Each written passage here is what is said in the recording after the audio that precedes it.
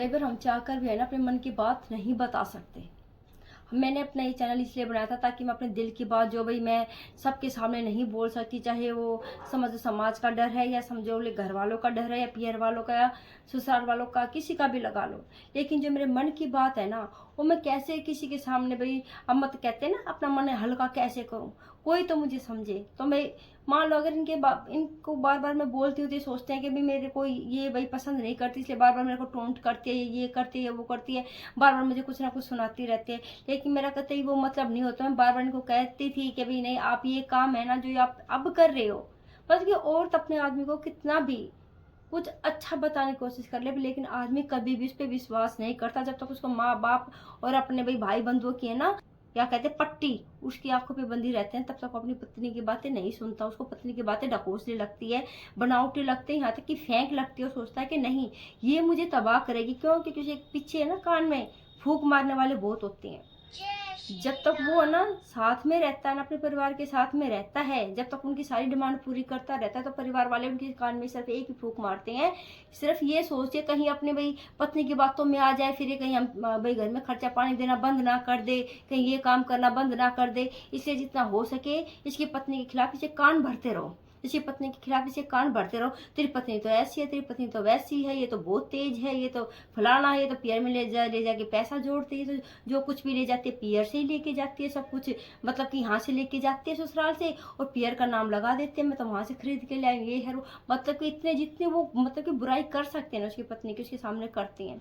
और वो बंदा ये नहीं समझता कि वो तेरी पत्नी है, तेरे वो जितना भला तेरी पत्नी तेरा सोच सकती है ना, बाकी कोई नहीं सोच सकता। ना भाई सोच सकते हैं, ना कोई और दुनिया में चाचा हो या कोई रिश्तेदारी सोच सकती है। या तो पहले नंबर पे माँ बाप आते हैं। लेकिन कई बार कैसा होता है मैं बताती हूँ। माँ बाप या तो सबसे बड़े बेटे को ज्यादा प्यार करते हैं या सबसे छोटे वाले बेटे को सबसे ज्यादा प्यार करते हैं। अगर दो बेटे हैं ना तो देखा जाएगा वो माँ बाप हमेशा सबसे छोटे वालों को प्यार करेंगे। क्यों? वो उनका लाडला होता है, सबसे छोटा होता है, तो बड़ा बेटा तो गया, ऐसे ही उसको कोई प्यार मोहब्बत कुछ नहीं मिलते।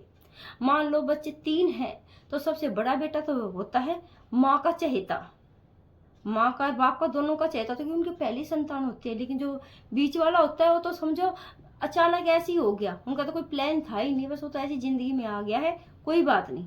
लेकिन जो तीसरा होता है ना वो सबका लाडला होता है, फिर सबसे छोटा है, ये तो नादान है, ये तो चुलबुला है, ये तो फलाना है, ये तो दकड़ा है, वो सबका प्यारा होता है। तो उसको उसी हिसाब से दोनों को है ना, सबसे बड़े को छोटे को मतलब कि घर में बहुत बढ़िया तरीका रखा जाता है। लेकिन जो बीच वाला है ना वो सबसे बड़े वाले को तुरंत पहनेगा, सबसे बड़े वाले के तुरंत वो पहनेगा। क्यों? क्योंकि भी बड़े वाले के कपड़े छोटे हो गए तो बीच वाला पहनेगा। लेकिन जब वो बीच वाले के जो कपड़े छोटे हो जाते हैं ना तो उसके वो तीसरे नंबर वाला नहीं पहनता।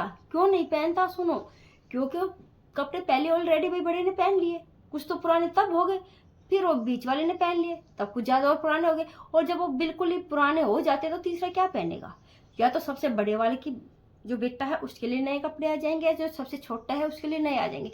लेकिन जो बीच वाला होता है उसके लिए कभी कोई नया कपड़ा नहीं आता, ना कभी कोई ब्याह शादी अटेंड कर पाता है, ना कुछ।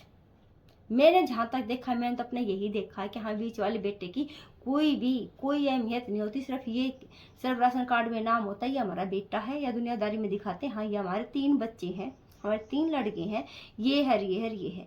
बाकी बीच वाले की तो कोई वैल्यू होती ही नहीं है। बीच वाले को तो ये वो कहते हैं ना, बीच का बिचौला, इधर से भी सरका दिया इधर से भी सरका दिया, वो ना तो इस पाले का होता ना उस पाले का होता है, यानी कि ना तो इस तरफ का ना उस तरफ का, ये हाल होता है भाई। इसलिए मैं कहती हूँ जो खासकर जो बीच वाले बंदे होते हैं ना, वे हमेशा माँ बाप के बीच में पिसते हैं।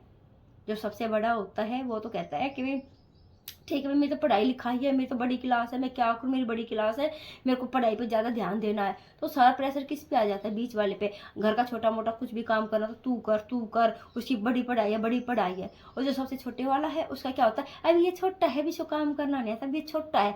मतलब कि सबसे ज़्यादा ऐसी किसकी होती है? हमेशा बीच वाले की होती है। लेकिन नहीं, फिर वो किसी को दिखाई भी नहीं देती उसकी मेहनत, उसका त्याग। खाली ये त्याग नहीं, बाकी और कई चीजों में भी त्याग होता है, क्योंकि मैं बीच वाले की हूँ भाई।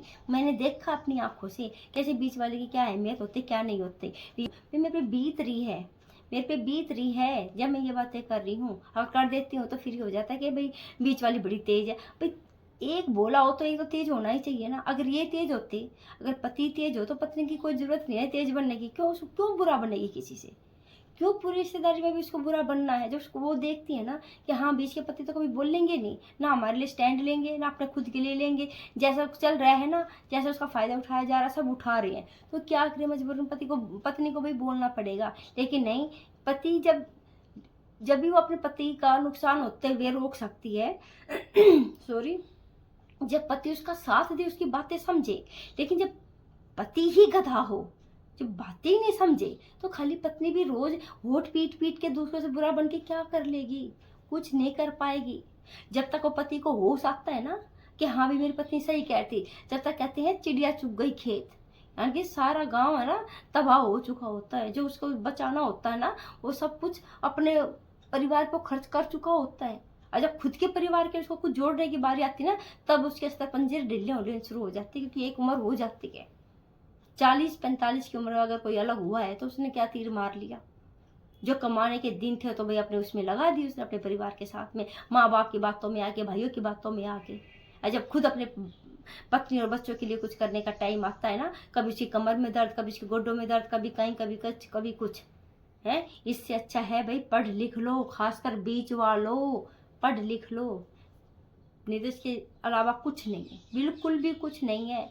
और हम ये बातें ना किसी से कह भी नहीं सकते। अगर हम परिवार वालों से किसी से रिश्तेदारी में कहेंगे ना, रिश्तेदारी में भी सिर्फ उसकी ही चलती है जहाँ पे घर वाले जिस बंदे को इज्जत देंगे ना, उसी बंदे की है ना रिश्तेदारी में भी चलती है। जब बीच वाले की घर में कोई इज्जत नहीं, ना किसी भाई की नज़र में, ना किसी माँ की नज़र में, ना बाप की नज़र में, तो ये बताओ ना उसकी रिश्तेदारी में क्या इज्जत होगी? ये बात भी उसकी चलती है जिसकी भी घर में कोई इज्जत होती है। या तो बड़े की चलेगी, या सबसे छोटे की चलेगी, या माँ बाप की चलेगी। क्योंकि भाई सब कह देते हैं भाई जहाँ माँ बाप होंगे तुम्हारे हुए तो बड़े बैठे हैं, उनकी बात मानने। रिश्तेदारी में भी बुआ फूफा सब कुछ ये कहती हैं, जब तक तेरी सास अभी हम तो उसकी मानना ही, जब गलत हो हमने तो उसकी माननी पड़ेगी। भाई भाभी हमारी दुरानी भाई पित्तस नो का देवी जिठानी है मेरी, भाई मैं तो उसकी बात माननी पड़ेगी। थारी थम भाई सही हो, लेकिन मैं फिर भी थाने उसके सामने सही नहीं कह सकती, क्योंकि थम बहू बेटे हो और वह मेरी अपने तक मेरी बहू बेटा ने बिगाड़े है। मतलब कि जो बीच वाले हैं तो बेचारे हर तरह से पिस गए हैं। अगर कोई उस बीच वाला कोई साथ देना भी चाहे तब होते हैं ना, और दोनों भाई और माँ बाप वो लड़ मरते हैं, भाई तुम तो हमारे परिवार से भाई दूर रहो, तुम्हें क्या मतलब है। मतलब कि उनकी तरफ प्यार से बोल ले, उन दो को अच्छे से बोल ले तो ठीक है। लेकिन तीसरे की तरफ अगर कोई रिश्तेदारी का बंदा झुकता उनकी हेल्प करता है, तो भाई तुम्हारे परिवार में आग लगा रहे हो, फूट डाल रहे हो। भाई हमारे उनकी कोई मदद करने की जरूरत नहीं होगी, हमसे कोई बुरा नहीं होगा। मतलब कि उस बंदे की कोई हेल्प करने के लिए आता है तो ये सब लड़ मरते हैं। और जब उनके लिए कोई करता है तो बल्कि वो बीच वाले की बुराई करते हैं, तो उनको सबको बहुत अच्छा लगता है। क्यों भाई ऐसे क्यों? ऐसे तुम ऐसी बात क्यों करते हो? क्या उस बेटे को कहीं से उठा के लेके आए थे? है तो तुम्हारा ही ना वो। लेकिन नहीं, बस ये हो जाता उसकी पत्नी आ गई, उसकी अकेले बोल रही है कि नहीं कुछ मान सम्मान मेरे पति को भी दो। बस ये बात उनको अजब नहीं होती है। ये बात अजब नहीं होती है कि जब उसने ये कहा कि हाँ मेरे पति को भी मान सम्मान दो, जब तुम जो दूसरों को दे रहे हो, जो मेरा पति इतना कमा रहा है, धमा रहा है, सब कुछ तुम्हारी हथेली पे रख रहा है, उसके बाद उससे कोई इज्जत नहीं है। अब मैं कहती इतना मूर्ख इंसान तो कोई भी नहीं होता। लेकिन पता नहीं कुछ ऐसे बंदे होते इतने मूर्ख, पता नहीं जो होते ना सतयुग में मूर्खता पूर्ण वाली जो कहानियां सुनते थे हम, कि अभी अपने माँ बाप के लिए सब कुछ त्याग दिया, अपने भाइयों के ऊपर इनौचार कर दिया, अपनी पत्नी की तरफ देखा नहीं, अपने बच्चों का कभी सोचा नहीं है। उस तरह के मूर्ख अब भी पैदा होते हैं कुछ, और ऐसे ना किसी बेचारे के फोड़ देते हैं कुछ इनके कर्म। मैं परमात्मा इतना सीधा बोला वाले का आजकल जमाना नहीं है। मत ऐसे सीधे बंदे भोले मत बना कि भी दूसरे उसके भाई उसका फायदा उठाते रहे, और उसकी जो जीवन संगनी है ये देख देख के रोती रहे, कलपती रहे, बेचारे कर कुछ ना पाए। फिर उनका क्या होगा? आपस में कलेश होगा उन मियाँ बीबी का। क्यों? वो उसको कहेगा, वो उसको कहेगी, क्योंकि वो अपने माँ बाप के खिलाफ जाएगा नहीं, और उसकी आंखें खोलने की कोशिश करेगी तो उसकी बस लड़ाई ये होनी है। और फिर उनके माँ बाप तमाशा देखेंगे, अच्छा भाई जितने अंदर फूट हो तुम अपनी रोटी सेको इनकी लड़ाई में। आप बेटा इतना पैसा चाहिए आज, इतना चाहिए आज, नो चाहिए। पर उस बेवकूफ को समझ में नहीं आता। बस भाई क्या कहूँ, कहते हैं ना भाई अंदर की जो कब से दबी हुई बातें होती है निकलनी शुरू हो जाती है।